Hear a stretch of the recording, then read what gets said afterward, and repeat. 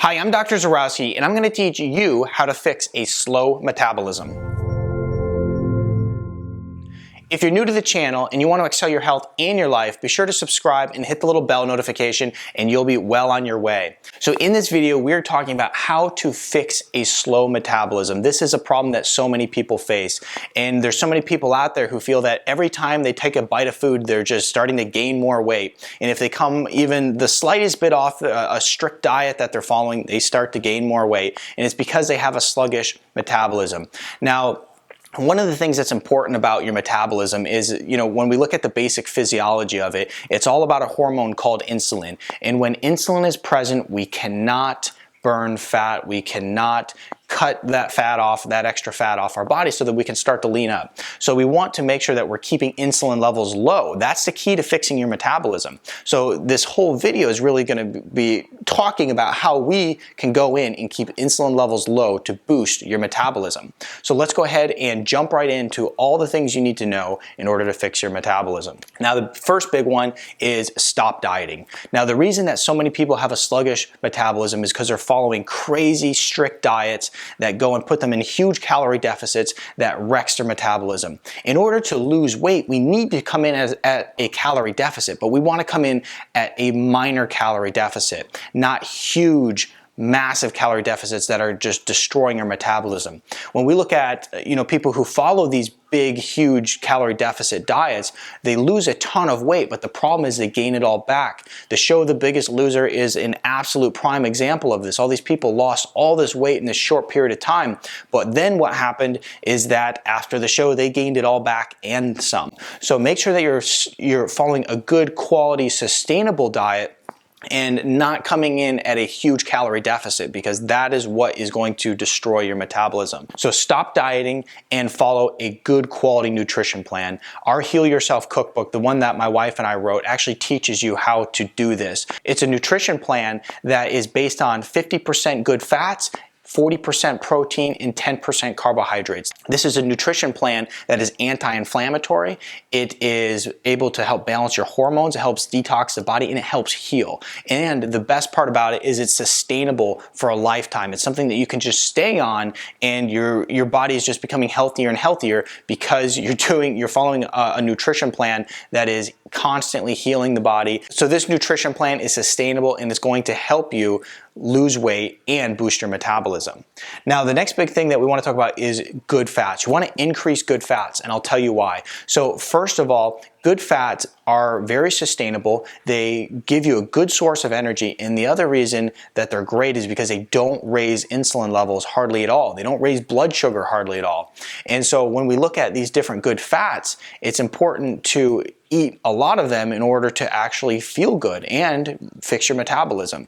Now, the other thing that's important to mention about good fats is so many people have heard that fat will make you fat. And not only is this unfortunate because I think this has caused neurological damage in so many people who have taken fat out of their diet for years. I think this is where a lot of these neurological conditions are coming from, amongst other things, of course. But the other reason that it's unfortunate is because people have been given such terrible misinformation that is causing them to become fat. And here's why. When we look at fats, I said they barely raise insulin levels, but the other thing that they do is they actually buffer the insulin levels and keep them low. So if we eat an egg, for instance, if we take the egg yolk out of it, it's going to increase our insulin levels much higher. So all these people eating egg whites in order to stay lean, they're not doing themselves any service. And then the same thing goes with yogurt, for instance. If you take the fat out of yogurt, then essentially what will happen with that too is that you take that buffer out and you're getting a massive amount of protein that's going to increase your insulin levels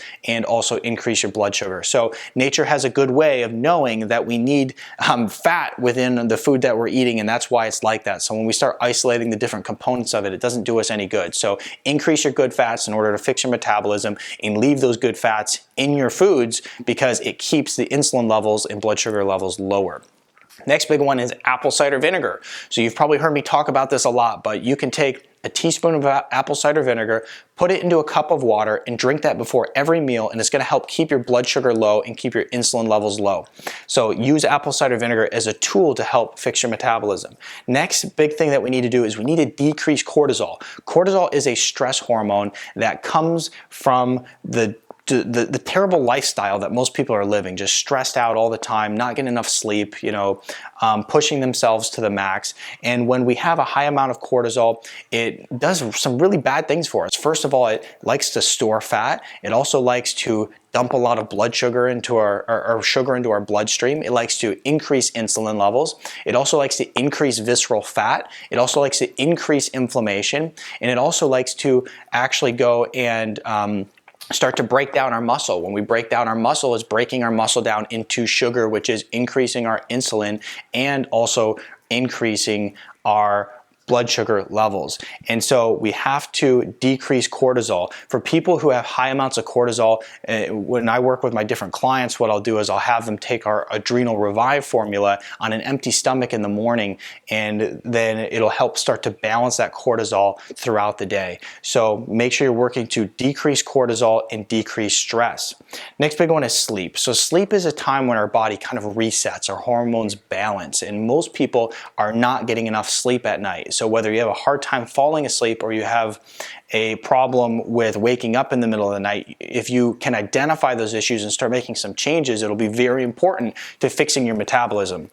Because if your hormones aren't resetting, they aren't rebalancing, and you're not getting enough sleep, you're not only going to increase your cortisol levels, but your body just isn't going to function as it should. So make sure you're getting adequate amounts of sleep at night. Last, if not least, I'm going to share a bonus tip with you. So intermittent fasting is a huge way to help fix your metabolism as well. And the reason that it works so well is because what it essentially does is it keeps your insulin levels very low for a long period of your day. So intermittent fast, an example of it would be to fast for 16 hours and then eat your meals within an 8-hour period. During those 16 hours of fasting, your insulin levels are going to stay completely low. And then what I recommend with intermittent fasting is you have two big meals. You have a big meal at lunch and you have a big meal at dinner, but you don't go and graze in between, because what you want to do is you want to have that big meal and then go back into that fasted state, and then have that next big meal and then go back into that fasted state. And that keeps your insulin levels low at all times. And once again, intermittent fasting is not about calorie deficits. It's also not about eating less food. It's just about being strategic in the way that you're eating food. And of course, I recommend eating a high quality diet while intermittent fasting.